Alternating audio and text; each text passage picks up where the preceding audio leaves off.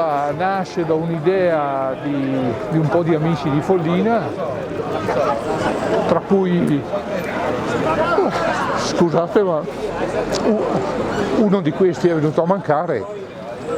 Massimo Flora, era un suo sogno portare una ciclostorica a Follina.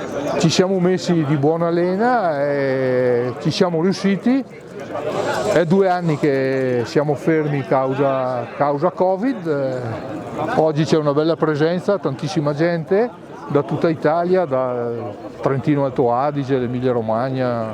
Il nostro scopo non è i numeri, come ho già detto in altre occasioni, li lasciamo ad altre manifestazioni pur nel mondo delle ciclostoriche. A noi serve, il nostro obiettivo è che la gente si diverta con lo spirito giusto della ciclostorica, che valorizzi il territorio, che venga valorizzato il territorio della zona e soprattutto si devono divertire e ricordare di dove sono arrivati e di chi hanno trovato. Questi sono gli obiettivi che noi come Croda ci prefiggiamo.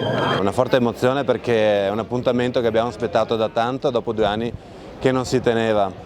È bellissimo vedere questi ciclisti, questa ciclostorica nelle nostre colline, organizzata dall'associazione La Croda di Follina, quindi è veramente un orgoglio e riempie Follina di allegria e di simpatia, veramente un'emozione grande. Oggi siamo qua presenti in un certo numero per dare una mano all'organizzazione. Questo è il presidente che oggi purtroppo ha perso i capelli perché la manifestazione ci ha tradito, invece di venire in bicicletta viene in moto.